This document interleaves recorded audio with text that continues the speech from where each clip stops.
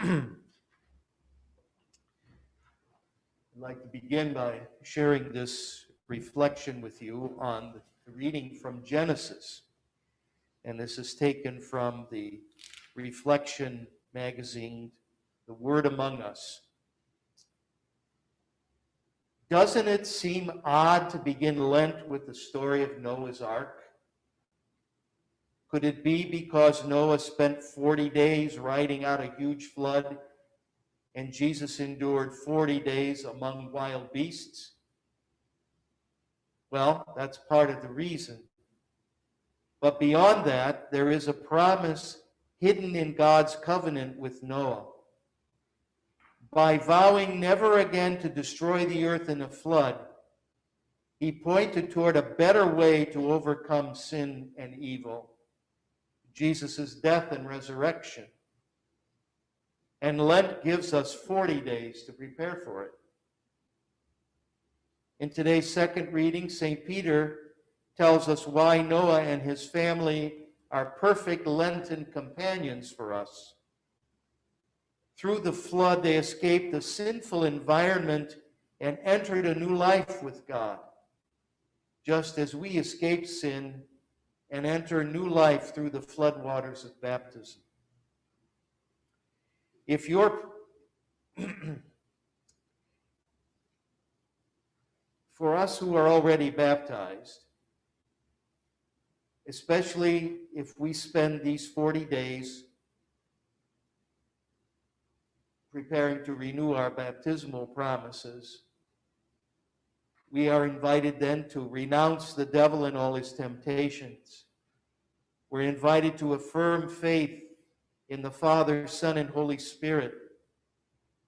We're invited to recall God's covenant with each of us individually. As we dedicate ourselves to God this Lent, we'll come to know the Lord better, and that will make us more confident in his love and grace. So find extra time to pray this Lent. Give more of your time and money to people in need. Choose to fast, either from food or from a negative activity or habit. You might feel like Noah on the ark sometimes, and it might get messy. But the journey's worth it, because when we finally reach the joy of Easter Sunday, we'll be stepping into a fuller understanding and experience of God's faithfulness and his salvation. Lent has just begun. Let's get on the boat.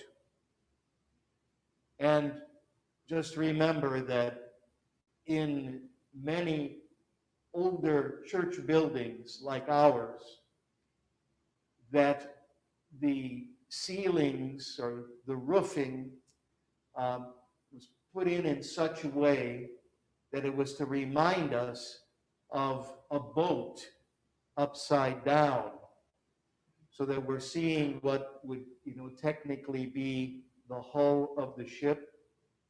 That's why this part of the church, beyond the limits of the chancel, is called the nave, because it's a ship. So it's to remind us that we are in the ship of the church. But we can also remember that here we are, like with Noah, in the ark, waiting for these 40 days to pass, so that we can renew our hope and our faith in the God who promised that he wasn't going to destroy anymore, only to purify, only to bring to fuller life. One other small part of a meditation written by an English clergyman by the name of Harry Williams, from his book, True Wilderness. And he says that the experience of Jesus,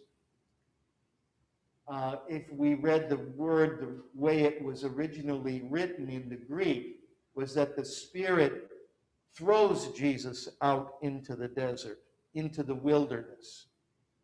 So he's thrown out there. So he's really, moved out there fast. And so Jesus goes through his own sort of training in that environment. And so he says, so far, our communion with God has been shallow, mere pirouetting on the surface.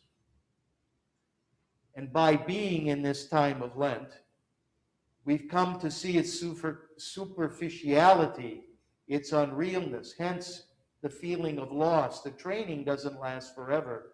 In fact, new powers of communion with our world are being built up within us.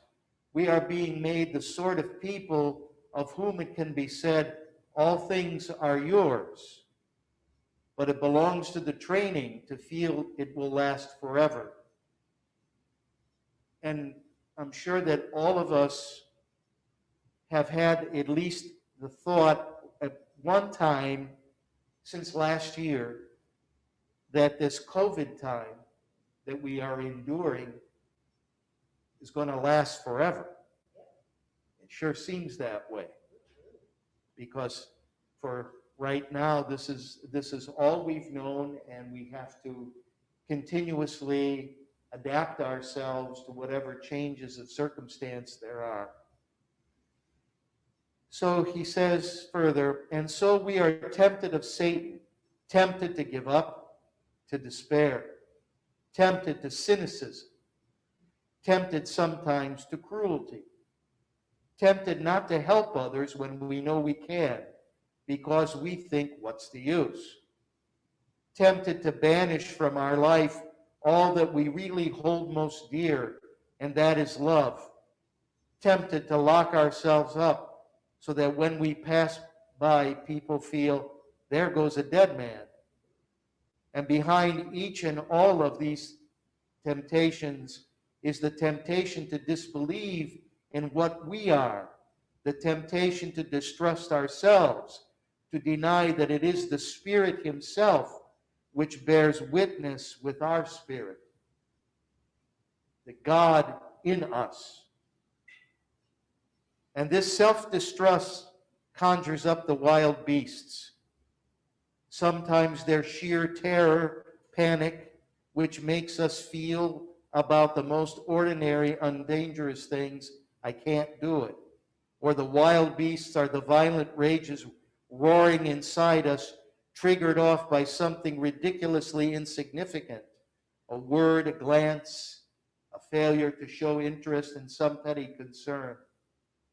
Or the beasts prowl around snarling as envy, hatred, malice, and all uncharitableness. This then is our Lent, our going with Jesus into the wilderness to be tempted. And we might apply to it some words from the first epistle of St. Peter. Beloved, do not be surprised by the fiery ordeal which comes upon you to prove you, as though something strange were happening to you. But rejoice insofar as you share Christ's sufferings, that you may also rejoice and be glad when his glory is revealed. Christ's glory is his full and satisfying communion with all that is. It is the opposite of being isolated. You don't have to wait for this until you die, or the world comes to an end, or COVID comes to an end. It can be yours now. Accept your wilderness. From the story of the Son of Man, realize that what your Lent really means, from the story of the Son of Man, realize what your Lent really means. And then angels will minister to you as they did to him.